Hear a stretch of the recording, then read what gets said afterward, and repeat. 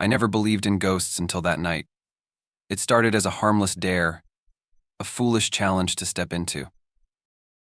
An abandoned mansion steeped in whispers and shadows. What I couldn't have known was that something waited inside something, watching, listening, and waiting to follow. When I walked out, I wasn't alone. The shadows didn't stay behind, and as the night unfolded, the reality of what had come home with me became a nightmare I'll never forget. The air was heavy with a stillness that made the hairs on my arms stand up. I stood at the rusted iron gates of the old mansion, its towering silhouette cutting through the pale moonlight. The others laughed, nervously behind me, pushing me forward, their voices echoing in the empty street. "Go on, just step inside." For 5 minutes, one of them urged, their false bravado betraying their unease. I swallowed hard, my throat dry as sandpaper, and took a shaky step forward. The creak of the gate opening was deafening, a sound that sliced through the oppressive quiet like a warning. The mansion loomed closer, its cracked windows resembling black eyes watching my every move. As I stepped inside, the scent of mildew and decay hit me like a physical blow. My flashlight beam wavered, catching glimpses of peeling wallpaper, sagging furniture, and something else, something I couldn't name. Then the sound. A faint, rhythmic creaking, like footsteps, but uneven and deliberate. My heart pounded as I swung the flashlight toward the sound. Nothing. Just an empty hallway stretching into darkness. But I couldn't shake the feeling that I wasn't alone. A shadow darted at the edge of my vision. I froze, my breath catching in my throat. "Hello," I called out, my voice trembling. The silence that followed was deafening, but then, from deep within the house, a whisper, low, guttural, and unintelligible. My knees nearly buckled. I turned to leave, but the door I'd entered through was now closed and locked. The flashlight flickered and went out, plunging me into darkness.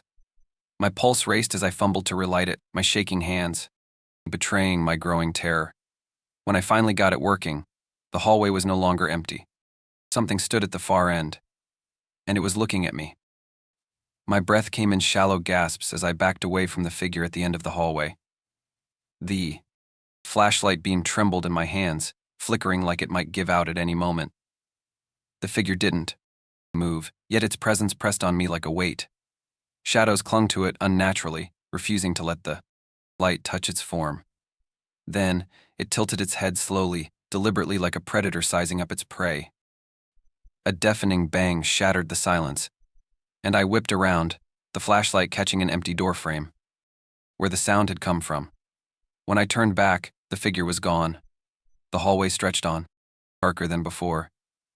A chill swept through me, and I realized my breath was visible in the frigid air.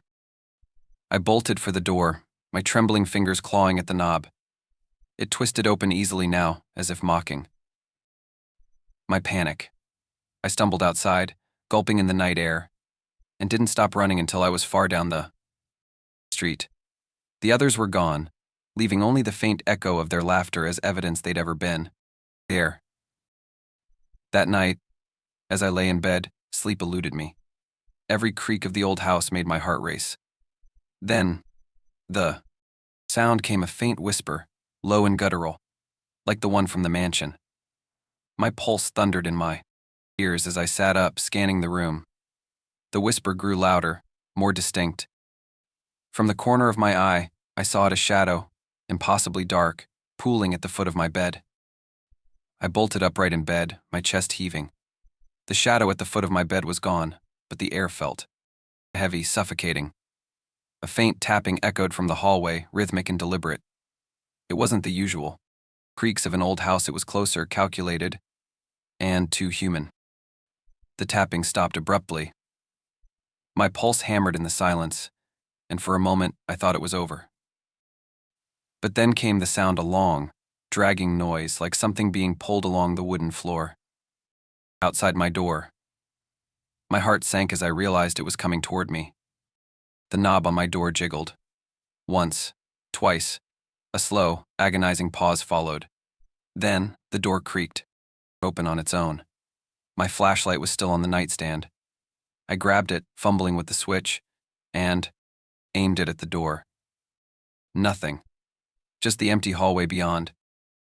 But as I let out a shaky breath, the beam flickered, casting jagged shadows across the walls. And then I saw an imprint on the carpet near the doorway. A footprint, wet and dark, appeared, followed by another, then another. Something invisible was walking toward me. I scrambled backward, hitting the headboard with a jolt. My voice caught in my throat as I tried to scream, but no sound came out. The room grew colder with every step the unseen presence took. My breath frosted in the air as the final footprint stopped at the foot of my bed.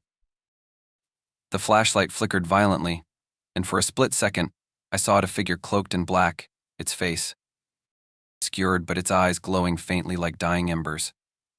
It leaned forward, and a low, guttural whisper filled my ears.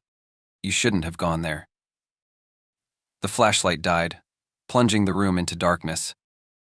A cold breath brushed against my cheek, snapping me out of the suffocating darkness. My body froze, every nerve screaming to flee, but I couldn't move. The air around me felt alive, charged with an invisible weight pressing down on my chest. Then, just above the silence, came a faint whisper. "Look." I turned my head slowly, unwilling yet compelled.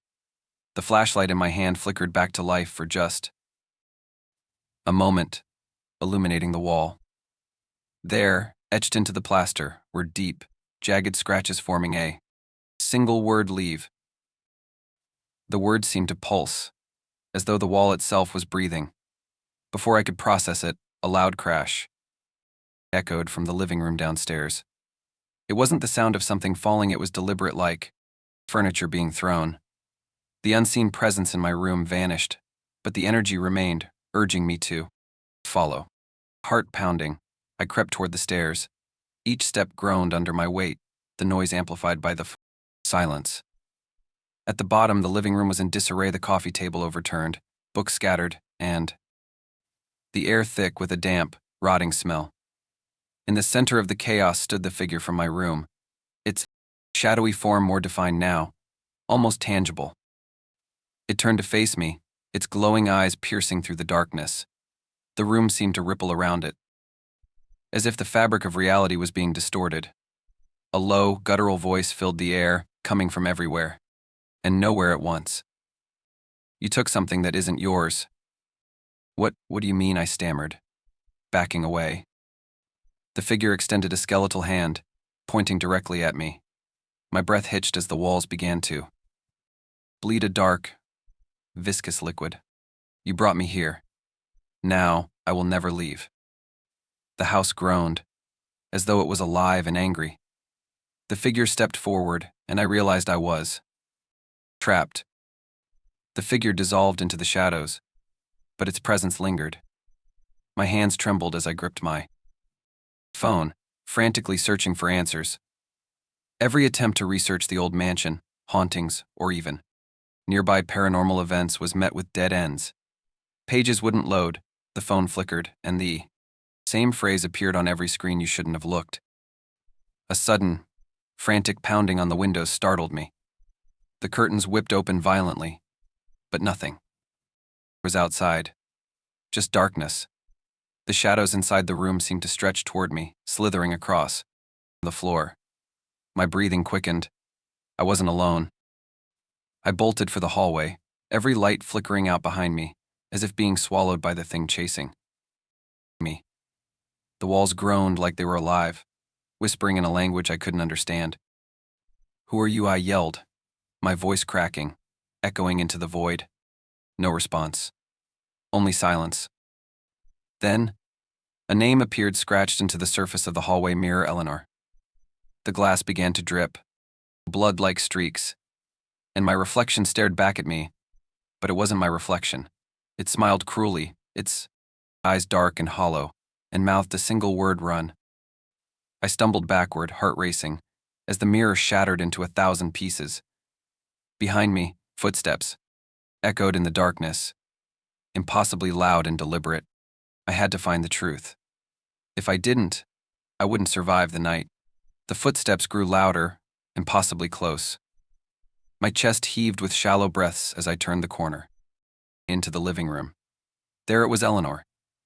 A pale, translucent figure shrouded in a black mist, her hollow eyes staring straight into mine. The air turned ice cold. Every breath felt like shards of glass in my throat. Eleanor's lips twisted into a grotesque grin, and her voice reverberated in the room like 1,000 overlapping whispers. "You called me," she hissed, her voice dripping with malice. "Now you must listen." The shadows twisted and stretched, engulfing the room in a suffocating darkness. My legs felt like lead, frozen in place as she drifted closer. I tried to scream, but no sound came out. "Why me?" I choked out, tears streaming down my face. "What do you want?" She raised a skeletal hand, pointing toward the mirror shards on the floor. They began to rise, swirling around her like a deadly storm. Each shard reflected my terrified face except one. It showed Eleanor's life, her betrayal, her untimely death in that cursed mansion. The realization hit like a thunderclap. She wasn't haunting me by chance. I was tied to her in some way. A long-buried family secret, perhaps. The shards cut the air as they flew toward me. "I'm sorry," I screamed. "I'll fix it." The storm of glass stopped, suspended midair. Her form flickered, her hollow eyes narrowing. "Prove it," she whispered before vanishing. The shards clattered to the floor, leaving me alone in the silent, suffocating darkness. The promise lingered, a weight heavier than anything I'd ever known. The nights never returned to normal. Every shadow in my home felt alive, watching, waiting. Eleanor's voice echoed faintly in the silence, a phantom whisper that refused to fade. I jolted awake again, drenched in sweat, the image of her twisted grin seared into my mind. The mirror shards from that night lay carefully boxed in the corner of my room, but their presence felt heavy, magnetic. A cold draft brushed against my neck, sending an involuntary shiver down my spine. "Prove it," her final words played in a loop inside my head. The whispers returned, faint but distinct, circling me like invisible hands. My breath quickened as I turned to face the mirror shards, now glowing faintly, pulsing with an eerie blue light. The largest shard showed, her face again, no longer furious but sorrowful, pleading. The air grew dense.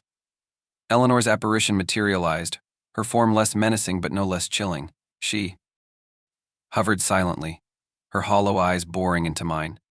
"What do you want?" My voice cracked, trembling. A tear slid down her translucent cheek as the whispers grew louder, forming a single word: remember. Suddenly, images bombarded me, fragments of memories not my own. A betrayal. A curse. The mansion. My grandfather's name scrawled in trembling handwriting on a decaying ledger. The truth slammed into me like a wave. Eleanor's death wasn't just a tragedy.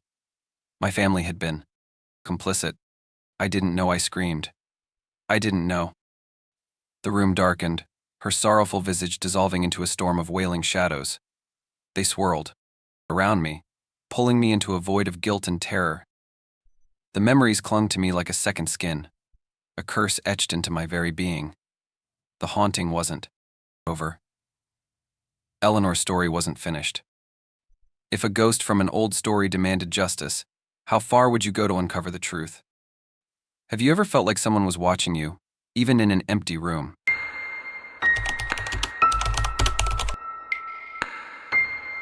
The first time I noticed the painting change, it was subtle, a shadow in the corner that hadn't been there before. I thought it was my imagination. But when the smiling woman in the portrait turned her head to face me the next night, I couldn't deny it anymore. Beneath the frame, there were 3 rules scrawled in faded ink: don't touch the painting, don't leave the light off for too long, and never, ever cover it. I broke one of those rules, and now it's changing. Watching. The knock on the door startled me awake. I wasn't expecting any deliveries, but there it was, a tall, rectangular package wrapped in thick brown paper. My name was scrawled across it in smeared ink, but no sender information. I dragged it inside, the weight of it far heavier than expected. It wasn't until I unwrapped the paper that I saw the painting. A serene countryside scene greeted me. A woman in a flowing white dress stood beside a lake, gazing toward the horizon. Something about her calm, almost lifeless expression unsettled me. Her painted eyes seemed too vivid, as if they might shift to look directly at me at any moment. At the bottom of the frame, there were 3 words scratched into the wood in jagged lettering: obey the rules. I ran my fingers over the words, and the wood felt unnaturally cold. There was no accompanying explanation, no list of rules to follow. I leaned it against the wall in my room, its presence already oppressive. When night fell, shadows seemed to stretch longer in its direction. My chest tightened with unease as I lay in bed, feeling as though the painting was watching me. Around midnight, I heard a faint tapping sound, like nails raking against the canvas. I froze, breath caught in my throat. The tapping stopped, but a new detail in the painting caught my eye. The woman's head, once tilted upward, was now angled slightly toward the lake, her expression subtly different, less serene, more expectant. I tried to convince myself it had always been like that, but deep down I knew something was wrong. And, whatever it was, it had only just begun. The scratching returned that night, sharper, louder. It felt like the sound was crawling up my walls. Bolted upright, my eyes drawn to the painting. The woman's head had turned again, unmistakably this time angled directly toward me. Her painted eyes seemed to glow faintly in the dark. Heart pounding, I grabbed the painting and shoved it face down against the floor. "You're just a canvas," I muttered, trying to convince myself. But as I turned to leave, a cold wind swept through the room, extinguishing the lamp on my bedside table. I froze, my breath clouded in the sudden chill. Behind me, the soft rustling of the canvas began again. Reluctantly, I turned. The painting lay where I'd left it, but something had shifted in the air, heavy and suffocating, like being submerged underwater. I stumbled back and knocked over a glass of water, spilling it across the floor. That was when the change happened. When I dared to lift the painting back upright, the lake in the image had ripples now, dark and ominous. The woman stood knee-deep in the water, her once white dress tinged with red. Her expression was no longer expectant, it was furious. Below the scratched-in words, new text had appeared, glistening as if freshly carved: "Do not disrespect." Panic surged through me. I had broken an unspoken rule. I wanted to leave, to run, but I couldn't. I felt rooted in place, helpless as the air grew colder, and the tapping turned into whispers, low and guttural, hissing my name. Whatever had been awakened wasn't going to let me go, not yet. The lights flickered as I stood frozen, staring at the altered painting. A low hum filled the room, like distant static growing louder. I glanced at the corners of the room where shadows writhed unnaturally, moving even as the dim bulb struggled to stay lit. My chest tightened as the air thickened, making each breath feel like I was inhaling water. From the painting, a faint movement caught my eye. The woman in the lake was no longer static. Her painted arm was slowly reaching out, her fingers dripping with the dark water. The ripples in the lake expanded outward, the water looking more real, more alive, as if it could spill from the frame at any moment. The whispers returned, louder now, circling the room, overlapping into a cacophony. They weren't in my head, they were everywhere. A fleeting shadow darted across the wall, then another. My reflection in the mirror didn't move in sync with me, its lips trembling even though mine were pressed tightly shut. I clutched my chest, desperate to ground myself, but my hands came away cold and wet. Panic surged through me as I realized the sensation was spreading, a dampness crawling up my legs as if I were standing in shallow water. I looked down and saw dark, oily liquid pooling around my feet, seeping from under the frame of the painting. The whispers rose into an agonized wail, and the woman's mouth in the painting opened wide, her painted scream silent yet deafening. I stumbled back, knocking over a chair, my heart racing as the room pulsed with an unearthly vibration. The rules weren't just warnings, they were a barrier. and now that barrier was gone. The room felt alive, every corner buzzing with an unseen energy. The whispers didn't fade, they pressed. Closer, each one like a needle scraping against my sanity. I stared at the painting, now radiating a faint, sickly glow. The woman's face had shifted again. She wasn't screaming anymore, her eyes, sharp and unnervingly human, locked onto mine. Her lips were curled into a chilling smirk. I needed to stop this. My trembling hands grabbed a blanket from the bed, a desperate thought forming. Cover it. Hide it. The moment the idea entered my mind, the whispers grew louder, harsher, as if they could hear me. Could hear me. The shadows danced around the room, their shapes forming what looked like fingers reaching toward me. The dark liquid around my feet rippled, though I hadn't moved. My heartbeat thundered in my chest as I crept closer to the painting, clutching the blanket like a shield. "Stop looking at me," I whispered, my voice cracking. But the woman's gaze followed, her head tilting, slightly as if she had heard me. Her smirk widened, her teeth sharp and wrong. I flung the blanket toward the frame, but as it hit the painting, the fabric seemed to sink into it, vanishing. The whispers turned into screams, and the room began to shake. The shadows grew darker, thicker, almost solid. Backing away, I felt something cold brush against my neck. I turned, but nothing was there. When I looked back at the painting, the woman was gone. The whispers stopped, and then the doorknob began to turn. The door creaked open on its own. Cold air poured into the room, carrying the scent of damp earth and decay. My breath hitched, and I stepped back instinctively, nearly slipping on the dark liquid pooling around my feet. The painting loomed on the wall, its surface now swirling like an oil slick. It seemed alive. The whispers returned, sharper this time, forming fragmented words. Why? Break. Rules they were. Louder, angrier, as though the house itself was questioning me. The painting's frame began to warp, stretching and twisting, the woman's smirk returning, but it was no longer just her face. Her hand reached out of the canvas, long, bony fingers dripping black ichor. Panicking, I stumbled toward the desk where the rules list sat. My eyes darted over the paper, desperate to make sense of the warnings I had ignored. Never cover the painting, I had broken that. My heart pounded as I read the last line, one I hadn't noticed before. Breaking a rule completes the offering. My stomach churned as realization hit me. The rules weren't to protect me, they were to feed whatever cursed thing lived inside the painting. Every defiance gave it more power. The woman's figure began to crawl out of the frame, her twisted body moving unnaturally, her eyes glowing with hunger. "No," I screamed, backing against the wall. The painting pulsed like a heartbeat, the shadows thickening around her. I clutched the list, desperate for anything to stop it. My hand brushed the candle on the desk, and an idea flashed in my mind. The whispers reached a deafening roar, and the woman's mouth opened impossibly wide. "Run," she hissed, her voice layered with others, as though the painting held countless souls. I struck the match. The room went silent. The match sparked to life, casting jagged shadows across the room.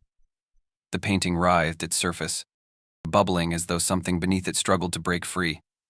The woman's hand reached further out, clawing at the air, her face contorted in fury. Her voice, layered with countless others, shrieked, "You can't stop it." I dropped the match onto the list, watching as flames licked at the edges of the paper. The air grew heavier, suffocating, and the whispers turned into guttural wails. The room quaked violently, and a chilling wind extinguished the flame before it could consume the list entirely. The words burned into my mind, "The offering must be complete." I bolted to the door, but it wouldn't budge. The walls seemed to close in, the shadows coiling like living tendrils. Every time I glanced back, the woman's form loomed closer, emerging further from the painting. Her hollow eyes locked onto mine, and I felt a crushing weight on my chest as though unseen hands gripped my ribs. The house itself seemed alive, groaning and cracking as if it resented my defiance. The list, now blackened and charred, reappeared on the desk, its final words glowing faintly sacrifice. A low growl rumbled through the room. The shadows solidified into shapes, faces, bodies, all twisted and unnatural, staring at me with unblinking eyes. The woman's voice rose above them, calm yet commanding. "Choose," she said, her smile widening into an impossible grin. "Or let the curse take everything." The night pressed on, and I realized I might not survive until dawn. The dawn broke weakly through the grime-covered windows, its light too pale and sickly to feel real. My body ached as if it had been crushed and rebuilt, every breath shallow and strained. The painting was gone, or so it seemed. The wall where it once hung bore a faint outline, a scorch mark, like a brand on the house itself. But the whispers hadn't stopped.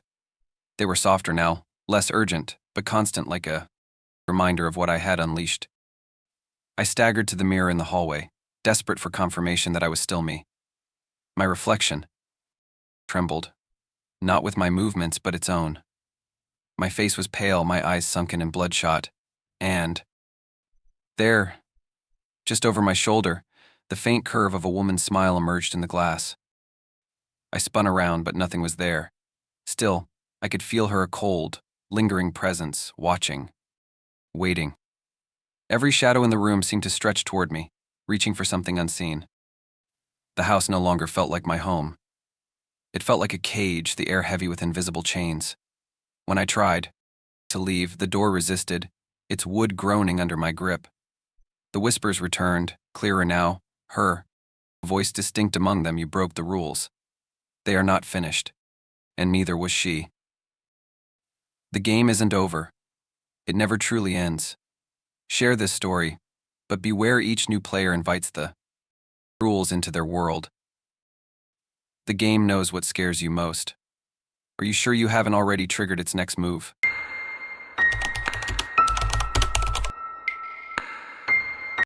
I wasn't looking for anything fancy. A small, affordable apartment close to work was all I wanted.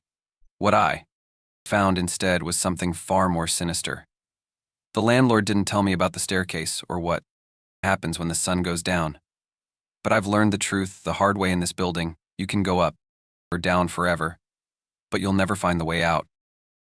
The first thing I noticed when I moved in was the silence. Not the comforting kind of quiet you'd expect in a secluded building, but an oppressive stillness that seemed to absorb sound. My footsteps echoed, unnaturally in the narrow hallway, louder than they should have been. I'd barely shut the door to my new apartment when I heard it, a low groan, distant yet unmistakable, coming from the staircase. I froze, holding my breath. Maybe it was just the building settling. But the sound didn't stop. It carried on, long and drawn out, like the moan of something deep beneath the floors. I laughed nervously, trying to shake off the unease. It's just an old building, I told myself. Old buildings make noises. The apartment itself was unremarkable, peeling wallpaper, a musty smell, and dim lighting that seemed to flicker no matter how many bulbs I replaced. I unpacked slowly, my mind drifting back to the sound from the stairs. By evening, the unease had settled into my chest like a stone. At sunset, it happened again. The groan. This time it was louder, closer. I pressed my ear to the door, heart pounding, and heard what sounded like faint whispers. They weren't words, just a soft, rhythmic murmuring that sent a chill racing down my spine. I stepped into the hallway, and my breath caught. The staircase, just visible from my doorway, looked wrong. The shadows stretched farther than they should, the angles twisting unnaturally. I blinked, trying to shake the illusion, but it didn't go away.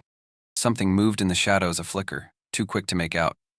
My gut screamed at me to retreat, but I couldn't look away. The groan came again, louder, vibrating through the floor beneath my feet. That's when I realized it wasn't the building groaning. It was the staircase. It was alive. The groaning from the staircase wouldn't stop. It seemed to vibrate through the walls, filling the apartment like a low, guttural hum. I tried to ignore it, but curiosity gnawed at me. The landlord hadn't mentioned anything unusual, and none of the neighbors I'd seen in passing had said a word.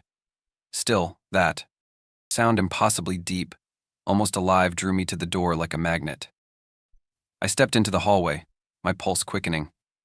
The shadows around the staircase were thicker than before, as if the light from the dim sconces couldn't quite reach them. Each step closer made my stomach twist. I gripped the banister and peered down, my flashlight casting weak beams into the gloom.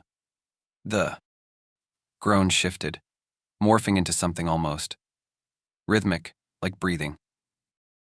Hello, my voice came out shaky, barely audible over the sound. It echoed down the stairwell, vanishing into the darkness below. No answer. My hand trembled as I began to descend. The first few steps felt normal, but the farther I went, the heavier the air became, thick and damp like a cave. My flashlight flickered once, twice, before cutting out completely. I cursed under my breath, gripping the railing tighter as I moved blindly forward. I counted the steps to keep my focus. 10, 15, 20. By 30, I realized something was wrong. The lobby should have been close by now, but the stairs stretched endlessly into the dark. A chill crawled down my spine, and I turned to go back up. The staircase wasn't there. The railing beneath my hand twisted, cold and damp like a serpent's skin.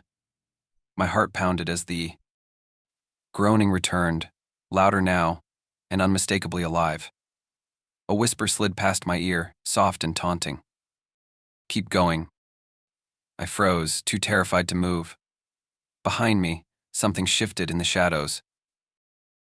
When I finally stumbled back into my apartment, my legs were shaking so badly I could barely lock the door behind me. The groaning from the staircase had stopped the moment I crossed the threshold, but its echo lingered in my chest like a phantom heartbeat. My hands were ice cold, my breath coming in shallow gasps. I felt like I'd left something behind on those stairs, something I couldn't afford to lose. The knock at my door came minutes later, sharp and insistent.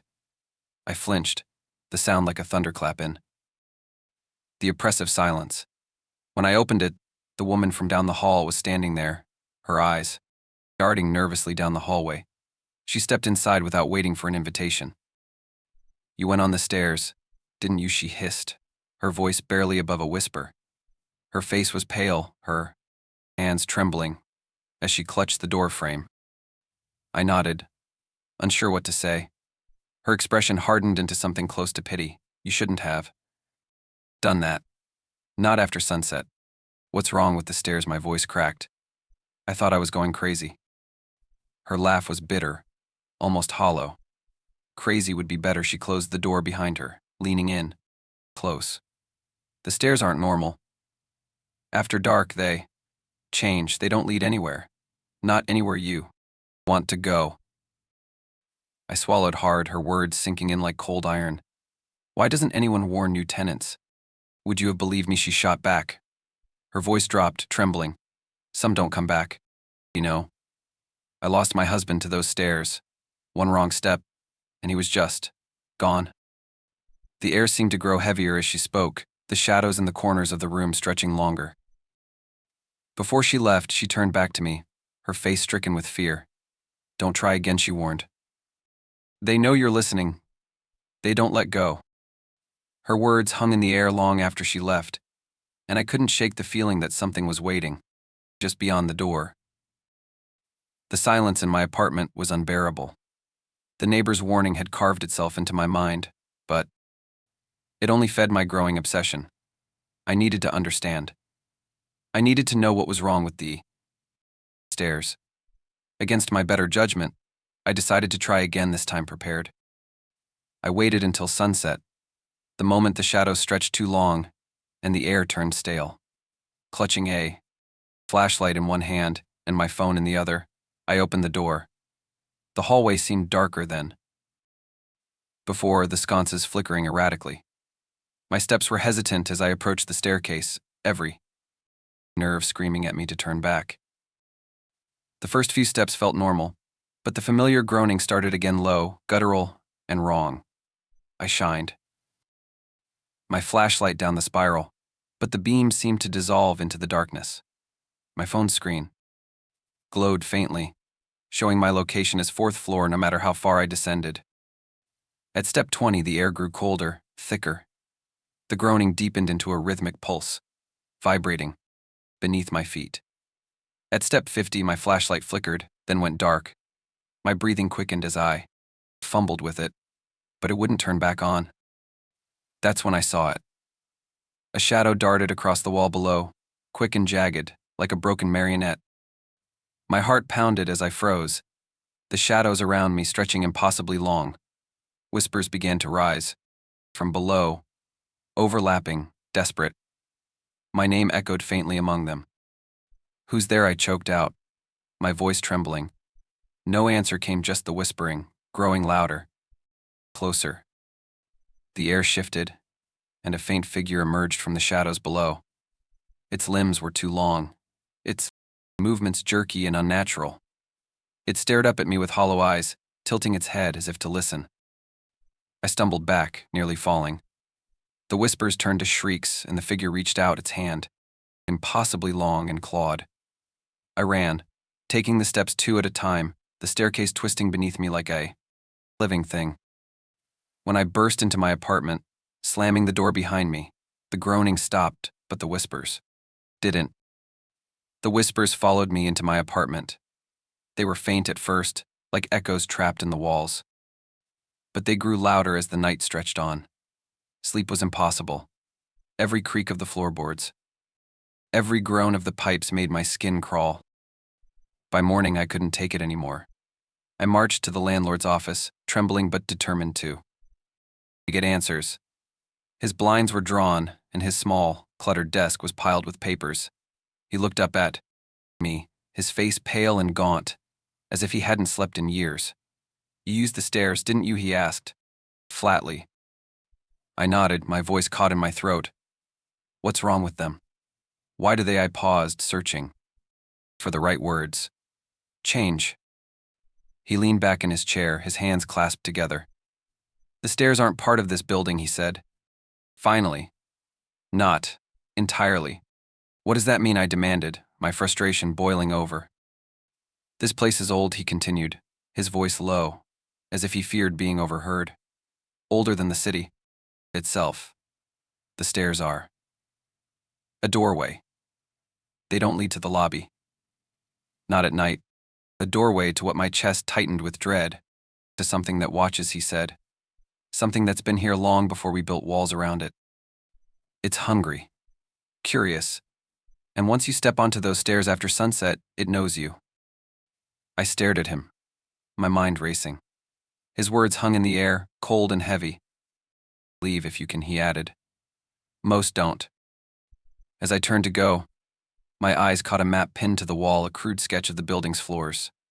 There were more levels than the building should have, marked with symbols I didn't recognize. One floor was circled in red, with a single word scrawled beside it below. The whispers returned that night, louder than ever. They weren't coming from the staircase anymore. They were coming from my walls. The whispers had become unbearable, a constant hum that seemed to crawl under my skin. That night I couldn't ignore them anymore. They weren't just in the walls, they were calling me. My body moved on.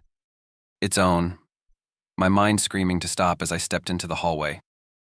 The staircase loomed ahead, darker than I'd ever seen it. The air was icy, biting at my skin. I gripped the railing, the metal damp and cold, and began my descent. The groaning started immediately, vibrating through my bones. Shadows twisted unnaturally along the walls, following me as I spiraled downward. My flashlight flickered, then died. The darkness was alive now, pressing against me. Something brushed past my leg, light but deliberate. I gasped, almost losing my balance. By the time I realized I was no longer counting steps, it was too late. The landing was gone. The staircase had become endless. And below me, something was waiting. The stairs beneath me trembled, each step colder than the last. The whispers surrounded me now, a chorus of fragmented voices that slithered into my ears and burrowed deep.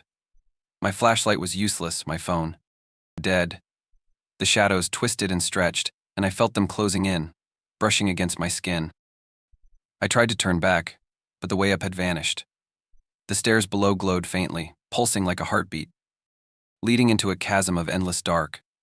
A voice, deep and guttural, rose from below. You belong to us. Here and now. I screamed, but the staircase swallowed my voice. Would you dare take the first step? The staircase waits for those who are curious, but it never lets go. Share this story, and remember. The next time you see a spiral staircase after dark, think twice before you descend. Do the whispers call your name? When the lights flicker, and the air grows heavy, will you dare look into the shadows?